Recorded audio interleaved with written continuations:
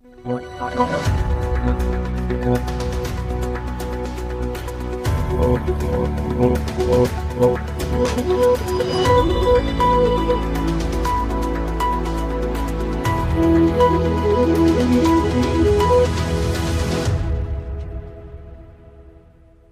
you.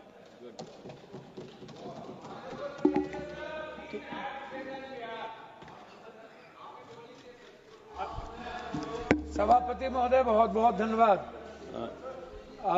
मैं दोनों युवा मंत्री जी को धन्यवाद दूंगा। आपसे बहुत उम्मीद, बहुत सपने हैं और ट्रस्ट भी है आपसे।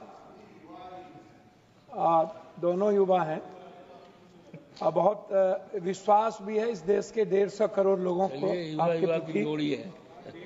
आपकी नीयत भी अच्छी है और आपकी नीति भी अच्छी है। सभापति जी कुछ कहें आपसे? बस आप किसी के दबाव में मत आइएगा, एलाइज के दबाव में मत आइएगा। मेरा आग्रह है कि एक ही मुर्गी को कितने जगह जब्बे करिएगा। और दूसरा आग्रह है वन नेशन वन टैक्स। जब आप सबसे पहले सीना ठोक के बोले कि मैं दुनिया में जनता पर एक टैक्स के अलावे दूसरा कोई टैक्स नहीं होने दूंगा, तो मैं पूछना चाहता हूं आपसे, इन्होंने हम सब क्या यहां पूंजीपति या एयरलाइंस की दलाली के लिए बैठे हैं या जनता के खुशियों के लिए बैठे हैं?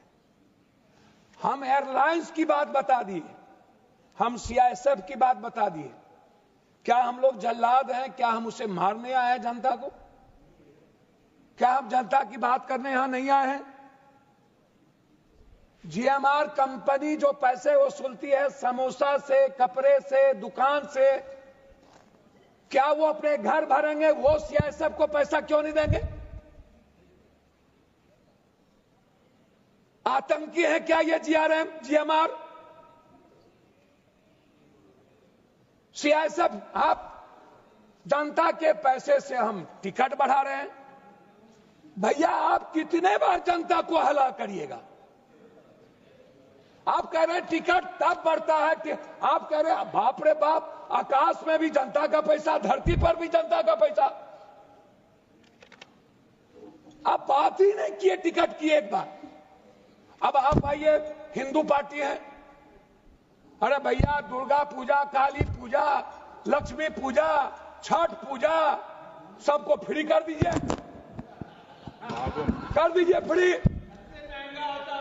जितना दुनिया में पूजा है फ्री कर दीजिए और अदानी अंबानी जी को कहिए कि उसका पैसा आप दीजिए।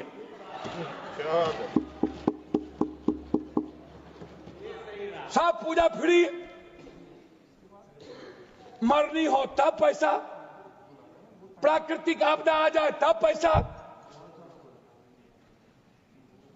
कोई डेथ कर जाए तब पैसा। आपदा में अफसर क्यों निकालते हैं आपकी सरकार? आप बैठे हुए हैं बोगला भगत के तरह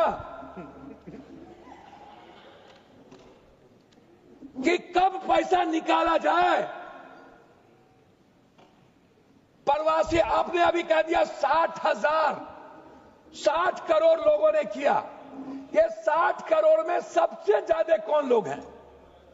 ये मिडिल क्लास और गरीब और बीच के लोग हैं, जो पर्व में जो प्रवासी मजदूर हैं, जो बाहर गए, गल्फ गए, अरब गए। अरे भैया,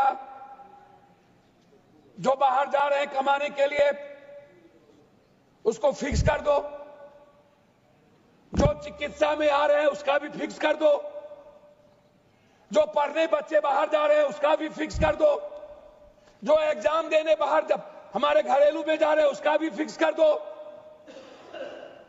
आप तो मिडिल क्लास के सरकार है ना भाई, आप है ना आम आदमी की सरकार,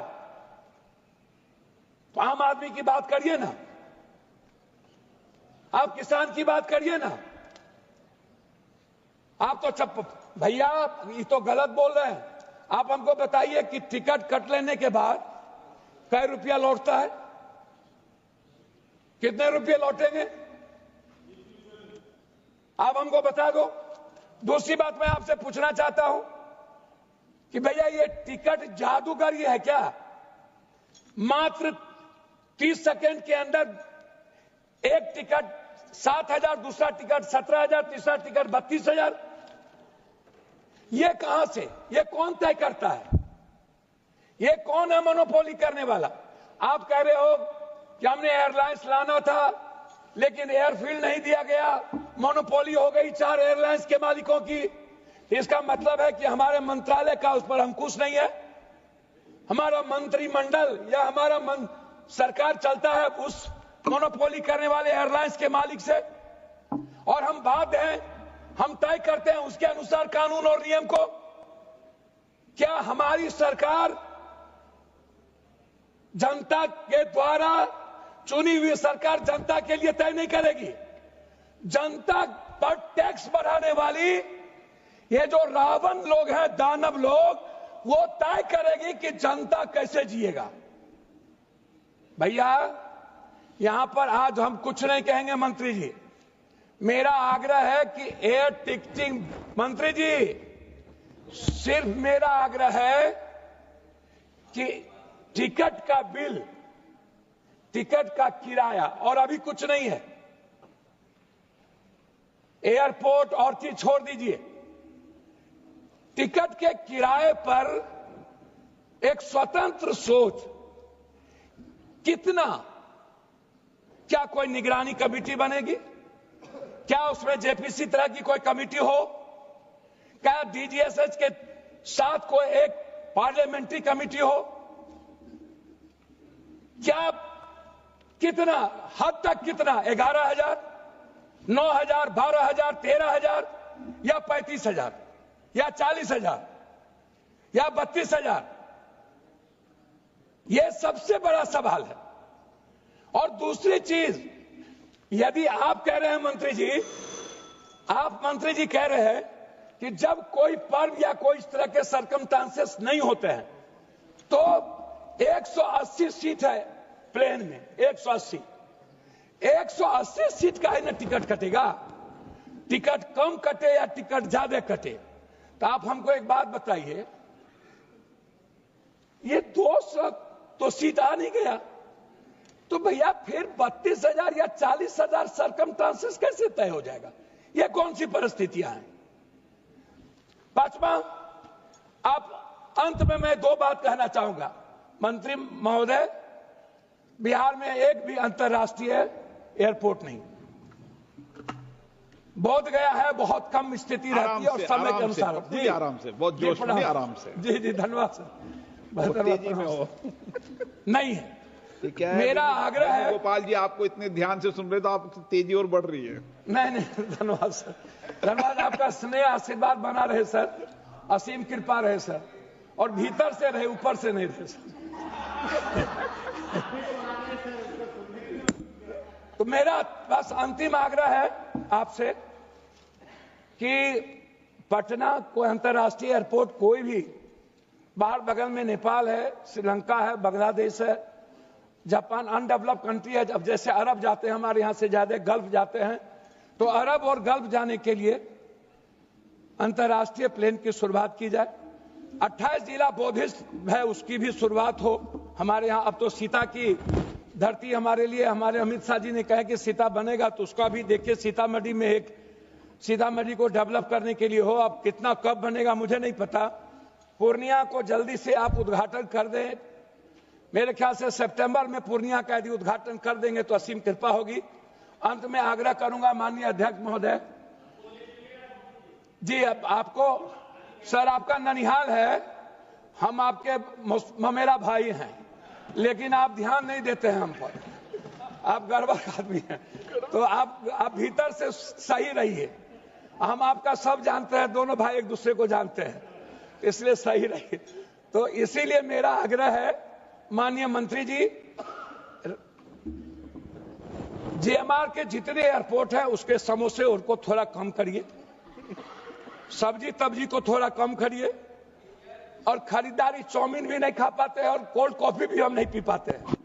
बड़ा दिक्कत है। एक कोल्ड कॉफी 700 रुपया में मिलता है, 600 रुपया।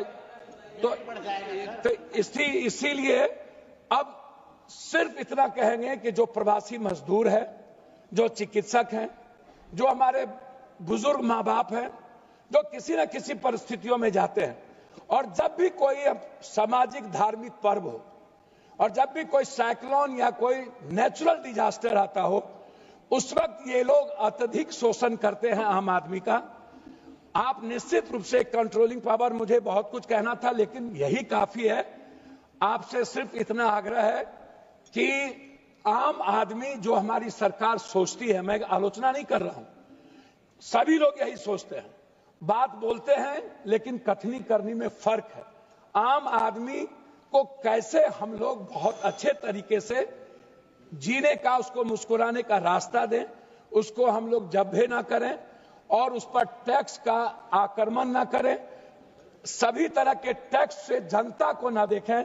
इन बातों के साथ आपसे आग्रह है कि बहुत उम्मीद है कि आप अंत में 32,000 पायलट की जो कमी है, आपसे आग्रह है कि एक मिनिमाइज कर दीजिए कि हम कितने में, बहुत कम मात्रा में भारत के बच्चों को पायलट बनाएंगे। तो आप एक फिक्स करिए ताकि हमारे बच्चों की प्रतिभा आपकी तरफ जाए और एक अच्छे पायलट की व्यवस्था के साथ हम दुनिया के प्रतिभा में आगे जाएं। और जबकि हम हैं, हमारे पास इकोनॉमी भी है, हम प्रतिस्पर्धा में आगे भी हैं और 150 करोड़ की आबादी है, इसीलिए हमसे बहुत उम्मीद है। बहुत बहुत धन्यवाद। प्रणाम सर, नमस्ते, शुक्रिया।